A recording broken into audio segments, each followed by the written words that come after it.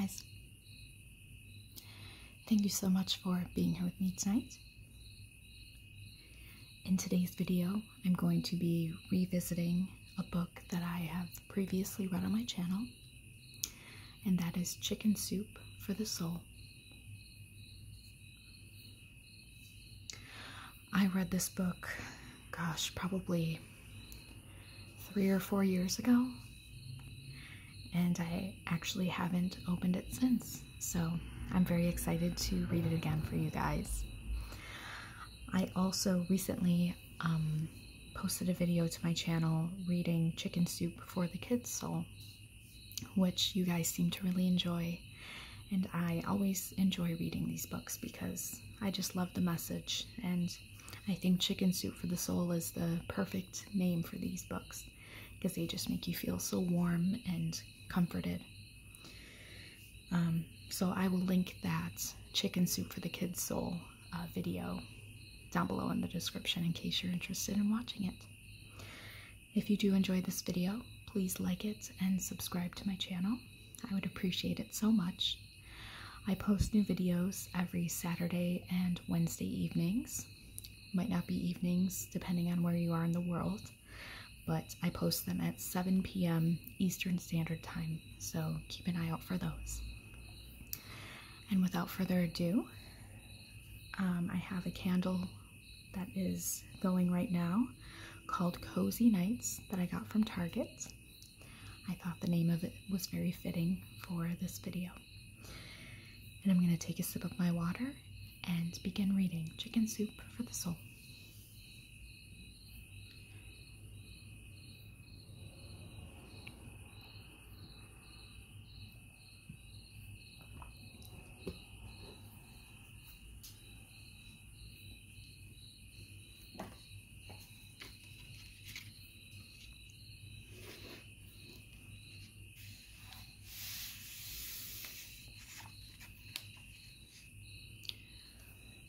The Gift.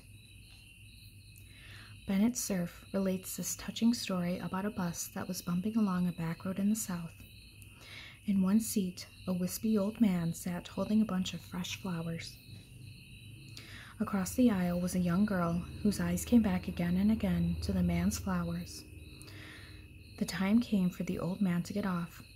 Impulsively, he thrust the flowers into the girl's lap. "I can see you love the flowers," he explained, "and I think my wife would like for you to have them. I'll tell her I gave them to you." The girl accepted the flowers, then watched the old man get off the bus and walk through the gate of a small cemetery.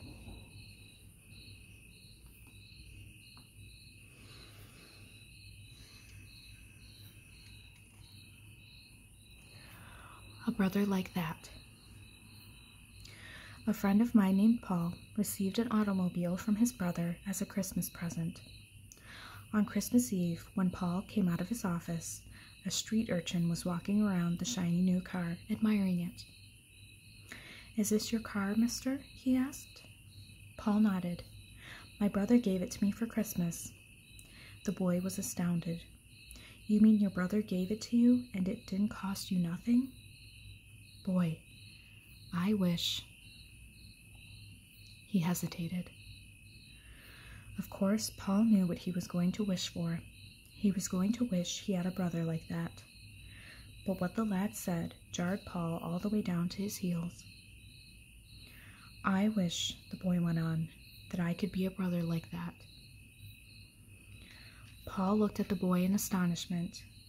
Then impulsively he added, "Would you like to take a ride in my automobile?" "Oh yes, I would love that." After a short ride, the boy turned and with his eyes aglow said, "Mister, would you mind driving in front of my house?" Paul smiled a little. He thought he knew what the lad wanted. He wanted to show his neighbors that he could ride home in a big automobile. But Paul was wrong again. "Will you stop where those 2 steps are?" the boy asked. He ran up the steps.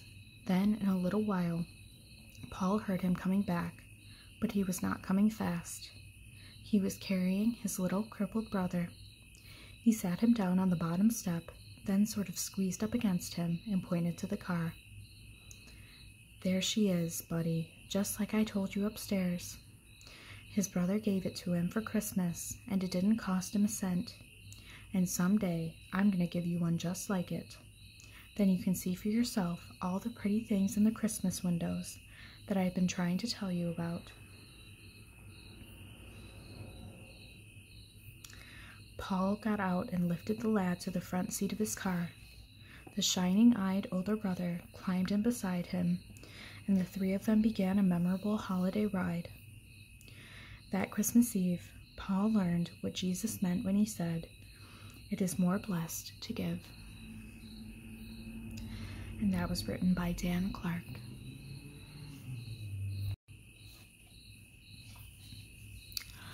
On courage. "So, you think I'm courageous?" she asked. "Yes, I do. Perhaps I am, but that's because I've had some inspiring teachers. I'll tell you about one of them. Many years ago, when I worked as a volunteer at Stanford Hospital, I got to know a little girl named Liza who was suffering from a rare and serious disease.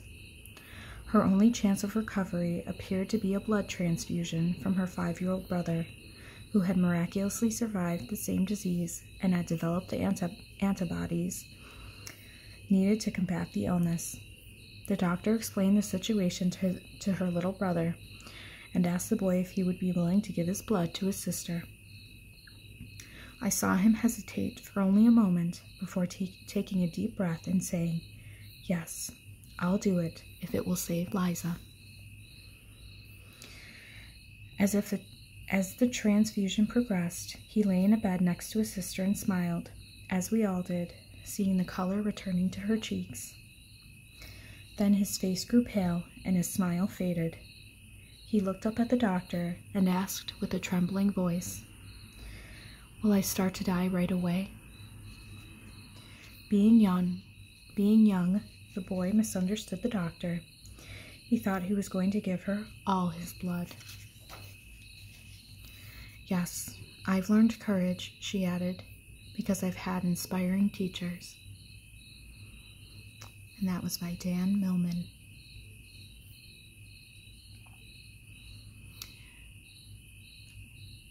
I don't mean to break the mood, but this next book title, or this next story title, reminds me of 90 Day Fiancé, and I just had to point that out. The story is called Big Ed. When I arrived in the city to present a seminar on tough-minded management, a small group of people took me to dinner to brief me on the people I would talk to the next day. The obvious leader of the group was Big Ed, a large, burly man with a deep, rumbling voice. At dinner, he informed me that he was a troubleshooter for a huge international organization. His job was to go into certain divisions or subsidiaries to terminate the employment of the executive in charge. "Joe," he said, "I'm really looking forward to tomorrow because all of the guys need to listen to a tough guy like you. They're going to find out that my style is the right one." He grinned and winked. I smiled. I knew the next day was going to be different from what he was anticipating. The next day, he sat impassively all through the seminar and left at the end without saying anything to me. 3 years later, I returned to that city to present another management seminar to approximately the same group. Big Ed was there again. At about 10 o'clock, he suddenly stood up and asked, "Joe, can I say something to these people?" I grinned and said, "Sure." "When anybody is as big as you are, Ed, he can say anything he wants."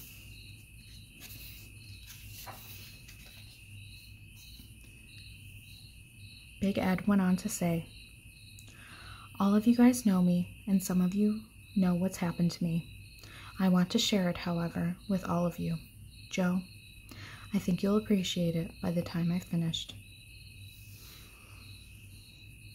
When I heard you suggest that each of us, in order to become really tough-minded, needed to learn to tell those closest to us that we really loved them, I thought it was a bunch of sentimental garbage. I wondered what in the world that had to do with being tough. You had said toughness is like leather and hardness is like granite, that the tough mind is open, resilient, disciplined, and tenacious, but I could see what love had to do with it. That night, as I sat across the living room from my wife, your words were still bugging me. What kind of courage would it take to tell my wife I loved her? Couldn't anybody do it? You had also said this should be in the daylight and not in the bedroom. I found myself clearing my throat and starting and then stopping. My wife looked up and asked me what I had said, and I answered, "Oh, nothing." Then suddenly I got up, walked across the room, nervously pushed her newspaper aside, and said, "Alice, I love you." For a minute she looked startled. Then the tears came to her eyes, and she said softly, "Ed, I love you too. But this is the first time in 25 years you've said it like that." We talked a while about how love, if there's enough of it, can dissolve all kinds of tensions, and suddenly I decided on the spur of the moment to call my oldest son in New York. We had never really communicated well. When I got him on the phone, I blurted out, "Son, you're liable to think I'm drunk, but I'm not. I just thought I'd call and tell you I love you." There was a pause at his end, and then I heard him say quietly, "Dad, I guess I've known that, but it's sure good to hear. I want you to know I love you too." We had a good chat, and then I called my youngest son in San Francisco. We had been closer. I told him the same thing, and this too led to a real fine talk like we'd never really had. As I lay in bed that night thinking, I realized that all the things you talked about that day, real management nuts and bolts, took on extra meaning, and I could get a handle on how to apply them if I really understood and practiced tough-minded love. I began to read books on the subject. Sure enough, Joe, a lot of great people had a lot to say, and I began to realize the enormous practicality of applied love in my life, both at home and at work. As some of you guys here know, I really changed the way I worked with people. I began to listen more and to really hear. I learned what it was like to try to get to know people's strengths rather than dwelling on their weaknesses. I began to discover the real pleasure of helping build their confidence. Maybe the most important thing of all, was that I really began to understand that this is an excellent way to show love and respect for people, was to expect them to use their strengths to meet objectives we had worked out together. Joe, this is my way of saying thanks. Incidentally, talk about practical. I'm now executive vice president of the company, and they call me a pivotal leader. Okay, you guys, now listen to this guy. And that was by Joe Baden.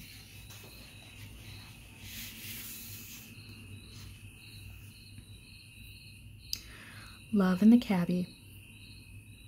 I was in New York the other day and rode with a friend in a taxi. When we got out, my friend said to the driver, "Thank you for the ride. You did a superb job of driving." The taxi driver was stunned for a second. Then he said, "Are you a wise guy or something?" "No, my dear man, and I'm not putting you on. I admire the way you keep cool in heavy traffic." "Yeah," the driver said, and drove off. "What was that all about?" I asked. "I'm trying to bring love back to New York," he said. "I believe it's the only thing that can save the city." How can one man save New York? It's not one man. I believe I have made the taxi driver's day. Suppose he has 20 fares. He's going to be nice to those 20 fares because someone was nice to him. Those fares in turn will be kinder to their employees or shopkeepers or waiters or even their own families. Eventually, the goodwill could spread to at least 1,000 people. Now that isn't as bad, is it? but you're depending on the taxi driver to pass your goodwill to others. I'm not depending on it, my friend said. I'm aware that the system isn't foolproof, so I might deal with 10 different people today. If out of 10 I can make 3 happy, then eventually I can indirectly influence the attitudes of 3,000 more. It sounds good on paper, I admitted, but I'm not sure it works in practice. Nothing is lost if it doesn't. It didn't take any of my time to tell that man he was doing a good job. He neither received a larger tip nor a smaller tip. If it fell on deaf ears, so what? Tomorrow there will be another taxi driver that I can try to make happy. You're some kind of a nut, I said. That shows how cynical you have become. I have made a study of this. The thing that seems to be lacking, besides money of course, for our postal employees, is that no one tells people who work for the post office what a good job they're doing. But they're not doing a good job.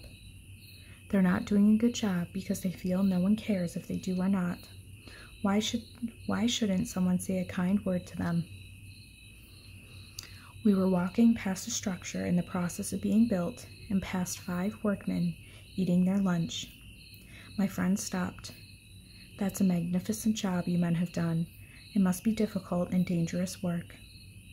The workmen eyed my friend suspiciously. When will it be finished? June, a man grunted. Ah, that really is impressive. You must all be very proud. We walked away. I said to him, I haven't seen anyone like you since the man from La Mancha. When these men digest my words, they will feel better for it. Somehow the city will benefit from their happiness. Bet you can't do this all alone, I protested. You're just one man. The most important thing is to not get discouraged. Making people in the city become kind again is not an easy job, but if I can enlist other people in my campaign... You just winked at a very plain-looking woman, I said. Yes, I know, he replied. And if she's a school teacher, her class will be in for a fantastic day. That was by Art Buchwald. And I'm going to take a sip of my water.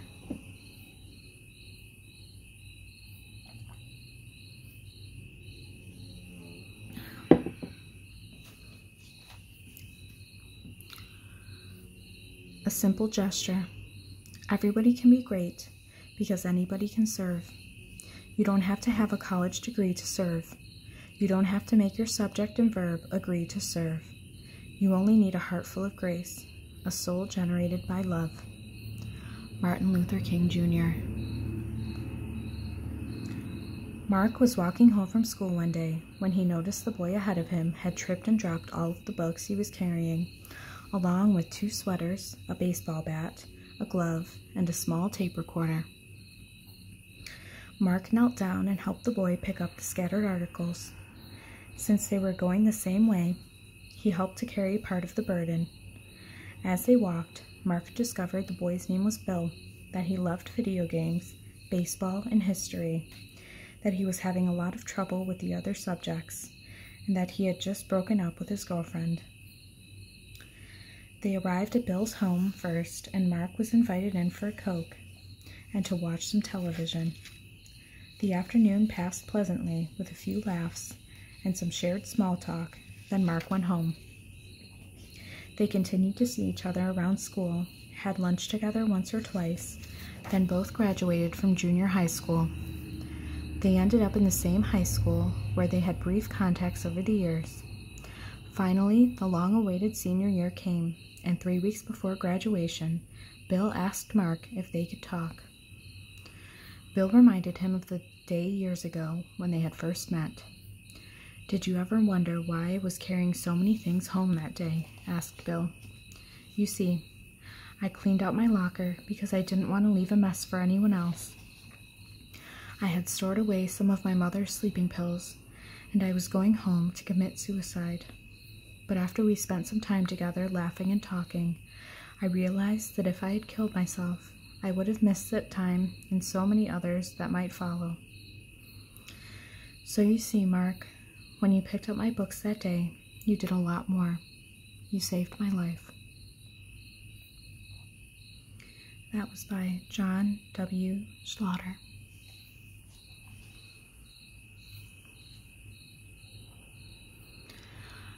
The smile. Smile at each other. Smile at your wife. Smile at your husband. Smile at your children. Smile at each other. It doesn't matter who it is, and that will help you grow up in greater love for each other. And that was Mother Teresa.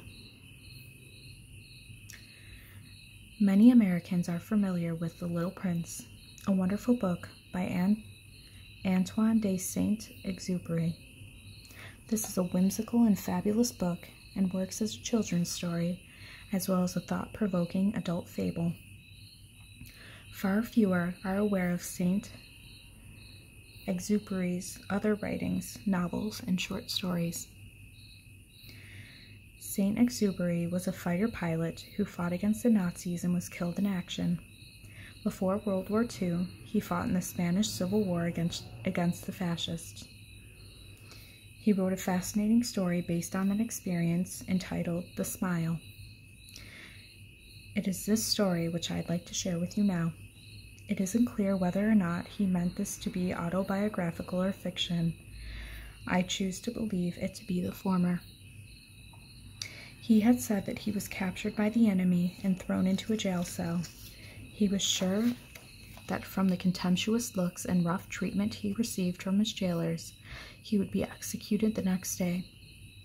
From here, I'll tell the story as I remember it in my own words. I was sure that I would be killed. I became terribly nervous and distraught. I fumbled in my pockets to see if there were any cigarettes which had escaped their search. I found one, and because of my shaking hands, I could barely get it to my lips. But I had no matches. They had taken those. I looked through the bars at my jailer. He did not make eye contact with me. After all, one does not make eye contact with a thing, a corpse. I called out to him, "Have you got a light, por favor?"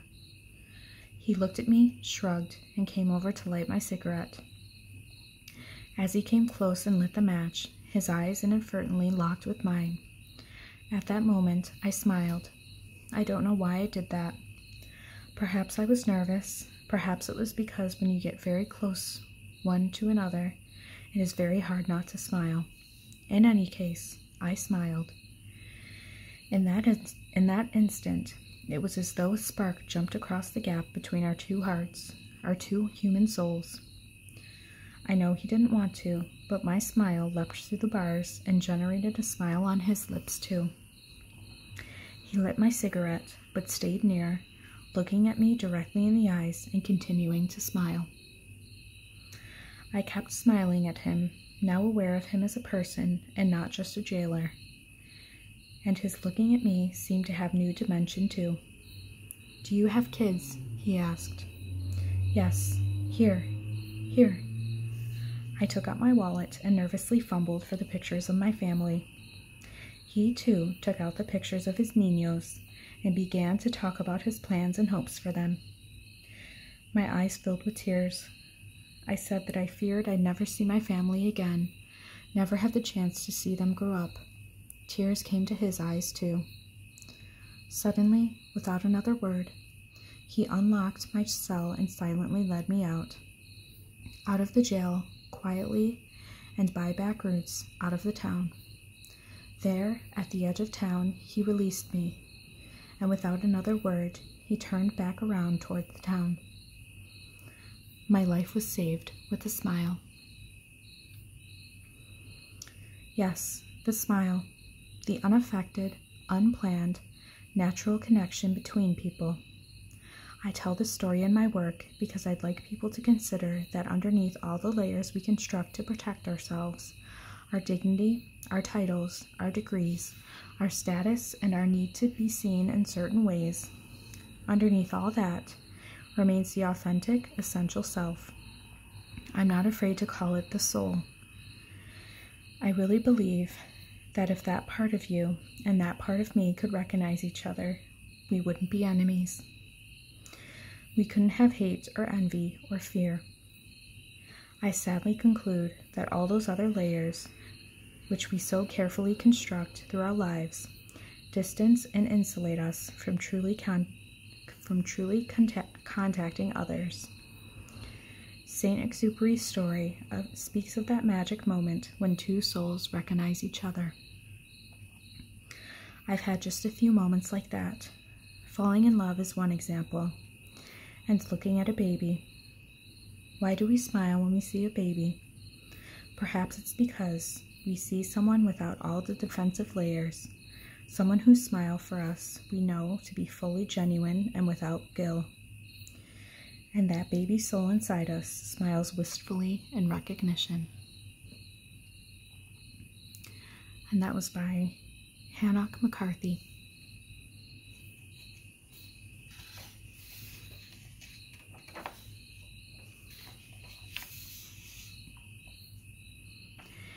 Amy Graham. After flying all night from Washington, D.C., I was tired as I arrived at the Mile High Church in Denver to conduct 3 services and hold a workshop on prosperity conscientiousness. As I entered the church, Dr. Fred Vogt asked me, "Do you know about the Make-A-Wish Foundation?" "Yes," I replied. "Well, Amy Graham has been diagnosed as having terminal leukemia. They gave her 3 days. Her dying wish was to attend your services." I was shocked. I felt a combination of elation, awe, and doubt. I couldn't believe it. I thought kids who were dying would want to go see Disneyland, meet Sylvester Stallone, Mr. T, or Arnold Schwarzenegger. Surely they wouldn't want to spend their final days listening to Mark Victor Hansen. Why would a kid with only a few days left to live want to come hear a motivational speaker? Suddenly, my thoughts were interrupted. "Here's Amy," Vogt said as he put her frail hand in mine. Before me stood a 17-year-old girl wearing a bright red and orange turban to cover her head, which was bald from all of the chemotherapy treatments. Her frail body was bent and weak. She said, "My 2 goals were to graduate from high school and to attend your sermon. My doctors didn't believe I could do either. They didn't think I'd have enough energy. I got discharged into my parents' care. This is my mom and dad." Tears welled into my eyes. I was choked up. My equilibrium was being shaken. I was totally moved. I cleared my throat, smiled, and said, "You and your folks are our guests. Thank you for wanting to come." We hugged, dabbed our eyes, and separated. I've attended many healing seminars in the United States, Canada, Malaysia, New England, and Australia. I've watched the best healers at work, and I've studied, researched, listened, pondered, and questioned what worked, why, and how. That Sunday afternoon, I held a seminar that Amy and her parents attended. The audience was packed to overflowing, with over 1,000 attendees eager to learn, grow, and become fully human. I humbly asked the audience if they wanted to learn a healing process that might serve them for life. From the stage, it appeared that everyone's hand was raised high up in the air. They unanimously wanted to learn. I taught the audience how to vigorously rub their hands together, separate them by 2 inches, and feel the healing energy. Then I paired them off with a partner to feel the healing energy emanating from themselves to another. I said, "If you need a healing, accept one here and now." The audience was in alignment, and it was an ecstatic feeling. I explained that everyone has healing energy and healing potential. 5% of us have it so dramatically pouring forth from our hands that we can make it our profession. I said, "This morning I was introduced to Amy Graham, a 17-year-old whose final wish was to be at the seminar. I want to bring her up here and let you all send healing, life force energy toward her. Perhaps we can help." She did not request it. I am just doing this spontaneously because it feels right. The audience chanted, "Yes, yes, yes, yes." Amy's dad led her up to the stage. She looked frail from all the chemotherapy, too much bed rest, and an absolute lack of exercise. The doctors hadn't let her walk for the 2 weeks prior to the seminar. I had the group warm up their hands and send her healing energy, after which they gave her a tearful standing ovation. 2 weeks later, she called to say that her doctor had discharged her after a total remission. 2 years later, she called to say she was married. I have learned never to underestimate the healing power we all have. It is always there to be used for the highest good. We have to just remember to use it. And that was by Mark V. Hansen. And that is also where I'm going to leave off this book today. I hope that you enjoyed those beautiful stories, and I hope that you are now ready for a beautiful night's sleep. Again, if you did enjoy this video, please like it and subscribe to my channel. It would mean the world to me. And I will see you in my next video. Have pleasant dreams and a beautiful evening. Good night.